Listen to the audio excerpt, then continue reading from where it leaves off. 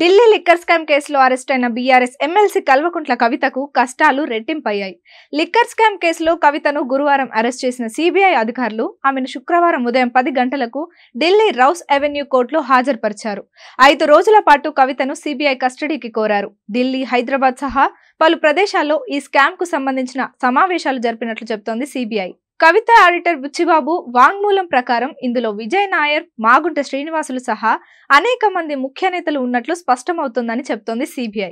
South group నుంచి 100 కోట్లు సమీకరించినట్లు WhatsApp chat ధృవీకరిస్తోందని చెబుతున్నారు సిబిఐ తరపు న్యాయవాదులు. దీనికి సంబంధించిన సాక్ష్యాలను, ఆధారాలను కోర్టుకు అందజేస్తామన్నారు. అందుకే ఆమెను విచారించాలని ఢిల్లీ స్పెషల్ కోర్టు న్యాయమూర్తిని కోరుతోంది సిబిఐ. ఈ కేసులో విచారణ జరిపితే మరికొన్ని వివరాలు వెలుగులోకి వచ్చే అవకాశం ఉంటుంది. ఇప్పటికే ఈడీ దర్యాప్తులో భాగంగా అరెస్ట్ అయి జైల్లో ఉన్న కవిత మరోసారి అరెస్ట్ అయ్యారు. ఇప్పుడు ఆమె బయటకు రావాలంటే 1 కాదు 2 బెయిల్స్ తెచ్చుకోవాలి. ఒకే కేసు 2 అరెస్టులకు కారణమైంది.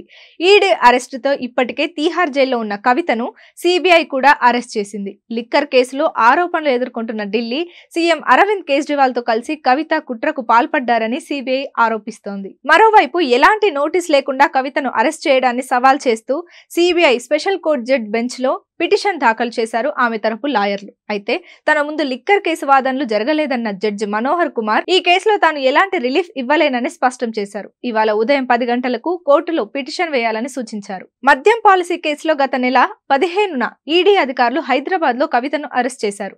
ఆమె కస్టడీని ఇప్పటికే 3 సార్లు పొడిగించింది కోర్టు. కవిత రెగ్యులర్ బెయిల్ పిటిషన్ పై ఈ నెల 16వ తేదీన విచారణ జరగనుంది. ఈ క్రమంలో కవితను సిబిఐ అరెస్ట్ చేయడంతో సంచలనంగా మారింది. ఇప్పుడు ఆమె బయటకు రావాలంటే ఈడీ కేసులోనే కాదు, సిబిఐ కేసులోనూ బెయిల్ తెచ్చుకోవాల్సిన పరిస్థితి ఉంది. ఈ పరిణామాలు చూస్తుంటే ఢిల్లీ లిక్కర్ కేసు కవితను గట్టిగానే పట్టుకున్నట్లు కనిపిస్తోంది.